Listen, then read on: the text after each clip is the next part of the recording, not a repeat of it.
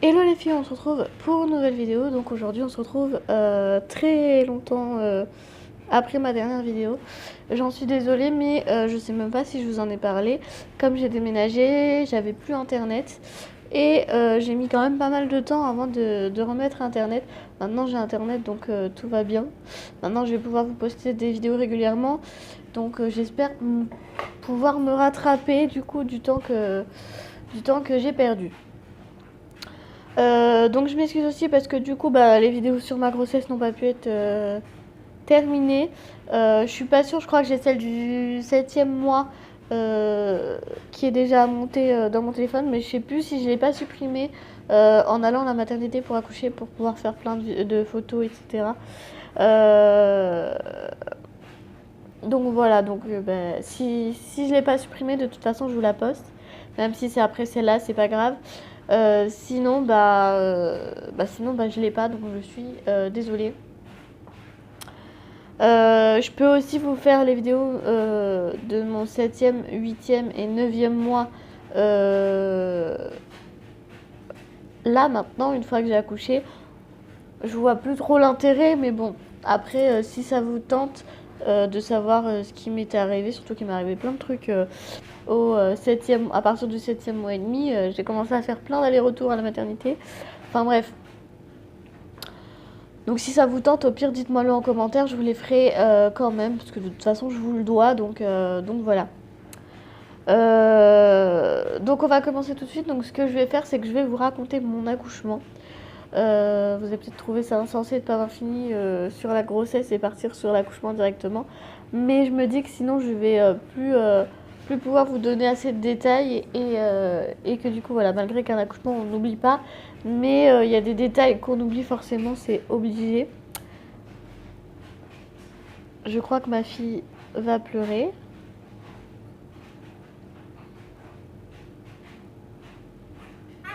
Oui. Donc je suis directement sur l'accouchement, je vais pas partir sur le avant. Juste la chose à savoir, c'est que du coup avant j'ai failli accoucher plus tôt, donc à 7 mois et demi j'ai commencé à avoir des contractions qui commençaient à faire travailler mon col, mais c'était pas des contractions douloureuses, donc je ne connaissais pas encore les contractions douloureuses le jour de mon accouchement. Enfin à part quand j'ai accouché quoi, enfin je me comprends, bref, vous allez comprendre. Euh, et du coup, j'ai été hospitalisée 2 jours. Et j'ai eu des comprimés à prendre pour éviter les contractions. Quand je suis rentrée chez moi, j'ai été obligée de rester alitée, chose que je n'ai pas vraiment faite. Enfin, j'ai quand même pas mal été au lit pendant jusqu'à mes 8 mois. Mais normalement, fallait que j'y reste tout le temps et moi, je ne restais pas tout le temps au lit. Hein. Je ne peux pas, c'est un truc que je ne peux pas. J'ai essayé, mais je ne peux pas. Bref, donc du coup, je pense que c'est à cause de ces comprimés-là que j'ai dû faire une semaine de rab. C'est-à-dire que mon terme était prévu le 28 janvier et finalement, j'ai accouché que le 5 février. Donc voilà. Euh, Donc du coup, j'avais rendez-vous tous les 2 jours à la sage-femme, vu que quand on dépasse notre terme pendant une semaine, tous les 2 jours, vous avez rendez-vous avec une sage-femme. Et au bout d'un moment, ils décident de vous déclencher parce que sinon, le placenta ne fait plus son travail et c'est dangereux. Donc du coup, si c'est un peu plus d'une semaine, vous inquiétez pas, hein, ils vous font pas forcément des conneries, ils savent très bien ce qu'ils font normalement. Mais ils m'ont dit en général c'est au bout d'une semaine. Donc voilà. Donc du coup, j'étais à j'étais à 2 centimètres à mon dernier rendez-vous avec la sage-femme. Et donc, elle me dit que je suis déclenchée dimanche, je sais plus combien, dimanche 4 février. Donc, du coup, à 9 h, j'ai rendez-vous à la maternité, donc en salle d'accouchement, enfin en salle de préparation à la naissance, on va dire. Et donc, du coup, j'y vais, donc vers 10 h, je suis déclenchée. J'ai été déclenchée avec un gel Donc c'est un gel qui dépose sur le col en fait tout simplement. Euh, j'ai demandé moi-même si ça faisait mal parce que c'est mon premier accouchement, donc du coup mon premier déclenchement, ça va de soi.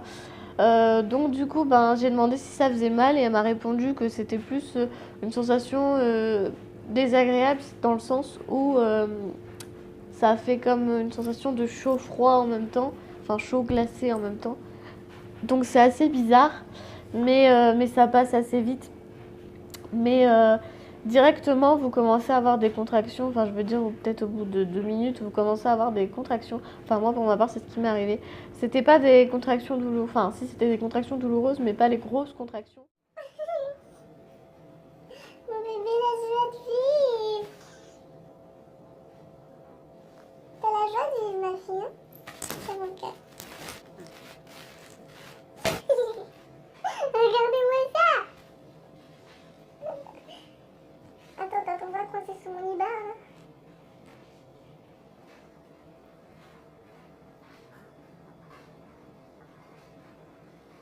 C'est bon? T'as donné le sourire? Donc, je disais... Je ne sais plus ce que je disais. Merde, je sais plus ce que je disais. Oui, donc, et du coup, il fallait rapprocher le col, entre guillemets, et pour pouvoir me sculpter. Donc, du coup, ça faisait vraiment mal. J'ai l'impression que c'est ma gueule là-bas, par contre.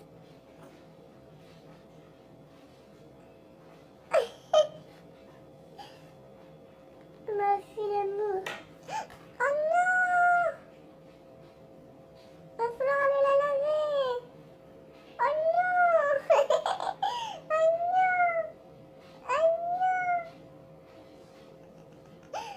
non! Mon cœur! Ensuite, bah, je fais un monitoring, etc. pendant que le gel fait son effet. Donc on remarque que j'ai des contractions régulières. Du coup, pas assez fortes, vu qu'elles sont pas douloureuses. Enfin, pas énormément douloureuses. Donc voilà. Donc vers midi, je retourne. Enfin, je vais dans une chambre. Donc il y avait mon homme avec moi, forcément, parce que je risquais d'accoucher à tout moment sinon. Enfin, normalement, si le gel avait bien fait son effet la première fois. Donc du coup voilà, et donc elle m'explique que vers 16h, elle revient me chercher et on refait un déclenchement si jamais ça n'a pas fonctionné. Donc soit le gel, soit la perf. Donc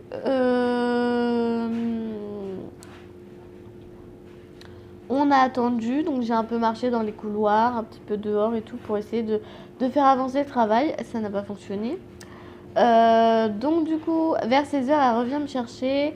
Je devais aller en salle de préparation à la naissance, comme tout à l'heure, enfin comme avant. Et finalement, elles étaient toutes prises, donc du coup, je suis allée directement dans une salle d'accouchement. Bien sûr.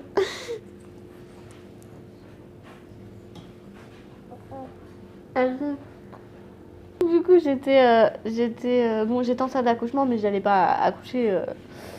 Enfin, j'allais pas accoucher dans l'immédiat, quoi. C'était juste parce qu'il fallait quand même une chambre pour, enfin une chambre, oui, une chambre pour pouvoir me déclencher. Donc, du coup, ben, il restait plus que les salles d'accouchement. Donc, du coup, ben, quand j'ai dit ça à ma mère m'a dit putain, c'est un peu con. Du coup, ça te fait peut-être un peu stresser plus tôt. Et arrête de foutre de moi. Et finalement, je lui ai dit, bah non, finalement, ça m'aide à me projeter et ça me rassure en fait. C'était bizarre, mais ça me stressait pas du tout. J'étais juste encore plus impatiente d'accoucher en fait. C'était impressionnant quand même, mais surtout quand on regarde Baby Boom, on se dit, ah ouais, ça ressemble quand même pas mal. Et donc tu te dis, oui, c'est bientôt quand même. Mais franchement, ça m'a pas fait stresser. Bref, j'étais plus contente quoi. Et donc du coup, elle m'ausculte, mon col n'a toujours pas bougé, il a de bons doigts mais toujours 2 doigts. Donc du coup, elle appelle le médecin pour savoir s'il faut qu'elle me perfuse pour le déclenchement ou s'il faut qu'elle me fasse un gel. Donc le médecin a répondu qu'il fallait refaire le gel, donc du coup on a refait le gel. Et donc pareil, 5 minutes après, enfin 5 minutes à peine, j'ai eu des contractions, enfin des contractions. Elles étaient toujours comme tout à l'heure, Sauf que je sais pas, je pense que c'était la fatigue et peut-être un peu le stress en même temps et j'ai pleuré. Donc bon, j'ai pas pleuré beaucoup, hein, je veux dire, mais j'ai quand même pleuré un peu. Euh, une fois que c'est passé, je suis retournée dans ma chambre.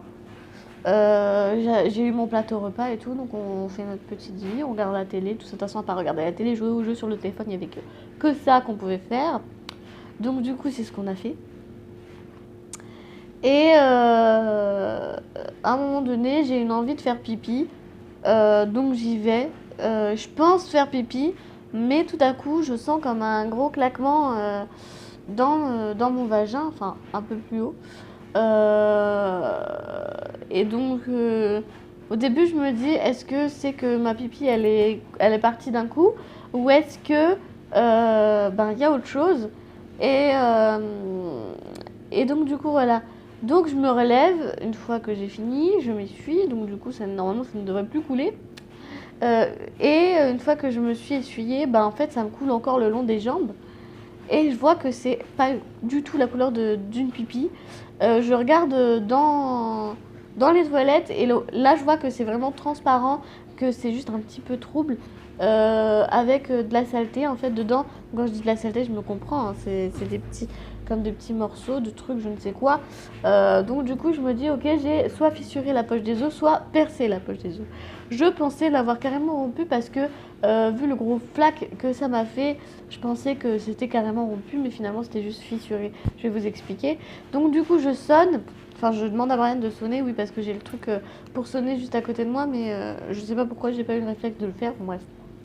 Donc du coup Brian sonne et il y a une dame qui vient et donc je lui dis je pense que j'ai perdu les os et elle me dit bah écoutez je vais appeler la sage-femme. Donc du coup je m'installe sur le lit, je remets pas ma culotte puisque je sais très bien qu'elle va m'ausculter.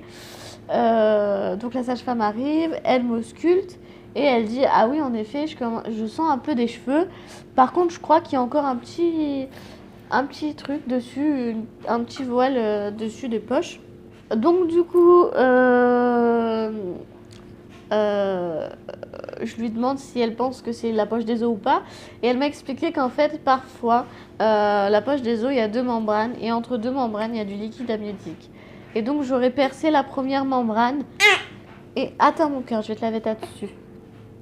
Donc, du coup, c'est considéré comme une fissure de la poche des os, me semble-t-il. Donc, du coup, ça compte quand même. Donc, du coup, bah, je continue ma nuit. Donc bah, ma soirée déjà, donc je regarde la télé avec Brian, etc. Donc on commence à essayer de dormir et tout, donc j'ai un peu de mal à m'endormir, mais au final je finis par m'endormir, je ne dors pas serré, mais je dors quand même. Et puis tout à coup je suis réveillée par une énorme contraction. Je savais très bien comment fallait respirer. Mais par contre, impossible de le faire, quoi. J'arrivais pas. J'étais en panique totale. Enfin, pas vraiment en panique, mais je me suis dit, ok, ça commence. Et donc, du coup, voilà. Donc, j'essaie de réveiller mon copain comme je peux. D'habitude, il y a une mouche qui pète, il se réveille. Et là, impossible de le réveiller. Du coup, il s'en est un peu pris plein la gueule. Bon, il le méritait pas, mais j'avais mal, quoi. Donc, je me suis excusée après, mais sur le coup, voilà. Donc du coup, je le réveille et je lui explique que j'ai une énorme contraction. Bon, je crois qu'il a pas trop capté parce que il redormait directement après. Je pense que si vraiment il aurait capté, il se serait réveillé, je pense. Donc du coup, je décide de sonner. Alors c'était complètement débile, hein, avec le recul, je le sais. La fille, elle a une contraction, elle sonne. Donc du coup je sonne et tout et j'explique que j'ai eu une contraction qui m'a fait vraiment mal. Le problème c'est que j'avais l'impression que j'allais pas pouvoir tenir en fait à toutes les contractions. Donc la fille elle me dit bah oui mais on peut rien faire, il faut attendre 1 heure de contraction douloureuse et régulière. Elle me dit si vraiment vous avez du mal à les supporter, vous pouvez prendre une douche et normalement ça vous apaisera un peu la douleur. Donc du coup, j'essaye de contrôler ma deuxième contraction. Je commence à réussir un peu à faire le souffle, mais j'avais trop mal, donc fallait que j'aille à la douche. Donc je suis partie peut-être 30 à 40 minutes à la douche. Et au bout d'un moment, je décide de sortir de la douche. Donc pendant la douche, c'est vrai que ça m'avait fait quand même pas mal de bien. J'ai quand même réussi à bien les gérer. Une fois au lit, j'avais mal. J'avais toujours mes contractions, j'avais mal. Mais j'avais quand même mon copain qui me tendait le bras pour que je puisse lui serrer le bras dès que j'avais une contraction. Et j'arrivais quand même à faire la respiration. Donc au final, ça a été. Au bout d'1 h 15 de contraction, oui, j'ai attendu 1 h 15 pour pas faire la fille au bout d'une heure à l'appel. Donc au bout d'1 h 15 de contraction, je sonne, je dis ça fait 1 heure là que j'ai des contractions régulières et douloureuses. Donc du coup, elle m'ausculte et je suis à 3 cm. Donc mon col a quand même bougé.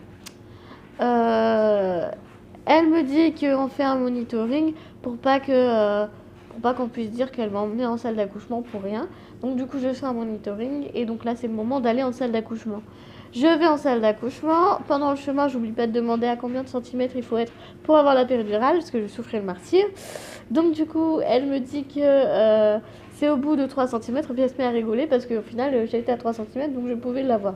Donc je dis, donc là, j'arrive et je peux l'avoir. Et elle me dit, oui, si l'anesthésiste est disponible, oui.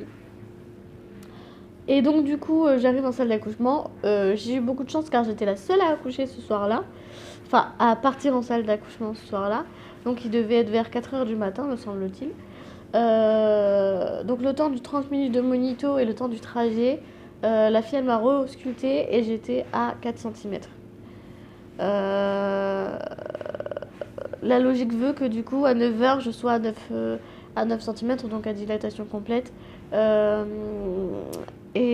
Parce que elle m'a dit qu'en général, pour les premières grossesses, elle dit bien en général, pour les premières grossesses, c'est à peu près 1 cm pour 1 heure. Donc du coup j'avais calculé ça. Donc ils appellent l'anesthésiste, donc l'anesthésiste vient directement. Très gentil d'ailleurs. Bon, il parlait pas beaucoup, mais il était très gentil.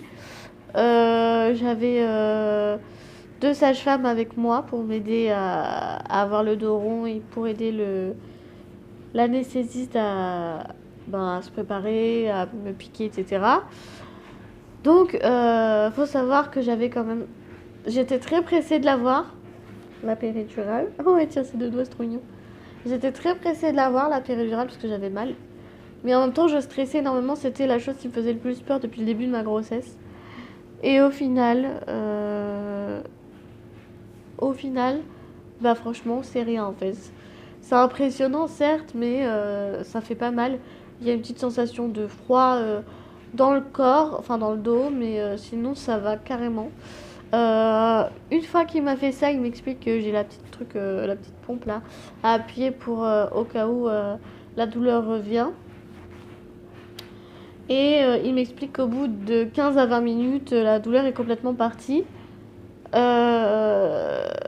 Donc du coup, j'attends peut-être 5 minutes et finalement, au bout de 5 minutes, je sentais plus mes contractions. Donc du coup, j'étais plutôt contente, 5 à 10 minutes, on va dire. Mais en fait, j'étais soulagée, mais soulagée. C'était un truc de malade. J'arrivais pas à m'endormir malgré ça. Bon, j'arrivais à me reposer par contre. Mais franchement, j'étais vraiment très très soulagée. Je voyais le monitoring qui mettait des courbes de malade et moi je sentais pas, donc j'étais très contente.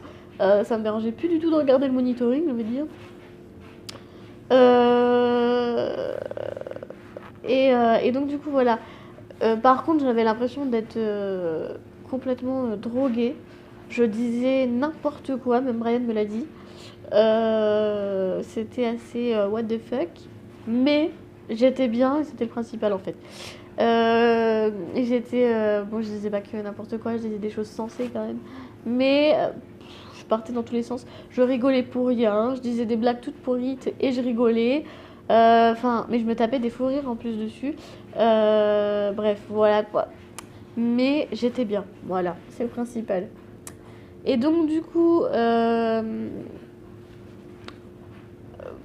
la sage-femme vient m'ausculter régulièrement et au final, au début ça avançait bien comme il fallait, donc c'est-à-dire 1 cm toutes les heures. Et à un moment donné, j'avais pas ouvert d'un centimètre, j'avais ouvert peut-être d'un demi-centimètre, mais ça compte pas. Et donc du coup, elle m'a represcrit, enfin, elle m'a remis sous goutte à goutte un produit pour donner plus de contractions. Donc moi, ça me dérangeait pas vu que je les sentais pas. Donc je dis allez-y, allez-y, mettez-moi ce que vous voulez, ça me dérange pas, hein. Donc du coup, j'ai plus de contractions, donc mon col continue à s'ouvrir à peu près 1 cm toutes les heures. Vers 10h, je suis à dilatation. Non, vers 9h30, je suis à dilatation complète. Donc la sage-femme me dit que on va essayer de pousser et si jamais ça ne fonctionne pas, donc si jamais elle n'est pas assez descendue dans le bassin, on arrête, on ne force pas et on attend 30 minutes et ensuite on va pousser vraiment. Elle est en train de me déshabiller. Donc du coup, j'essaye de pousser, enfin je pousse. La petite n'est pas assez descendue dans le bassin, donc du coup on attend une demi-heure. Au bout d'une demi-heure, donc vers 10h, on s'installe pour pousser. Donc je commence à... Ah oui, avant elle m'a percé la poche des os, j'ai oublié de vous dire. Tout au début elle m'a percé la poche des os. Donc ensuite on s'installe, on commence à attendre une contraction pour pousser. Dès que j'ai une contraction, je commence à pousser. Problème, j'avais 9 de tension pendant tout mon accouchement. On s'en est rendu compte qu'à la fin de mon accouchement. Mais pendant tout mon accouchement, j'avais 8 de tension. Ce qui est très peu pour moi d'habitude. Je sais que c'était dû à mon manque de fer. Puisque ma fille prenait toutes mes réserves en fer. J'avais du fer à prendre tous les jours.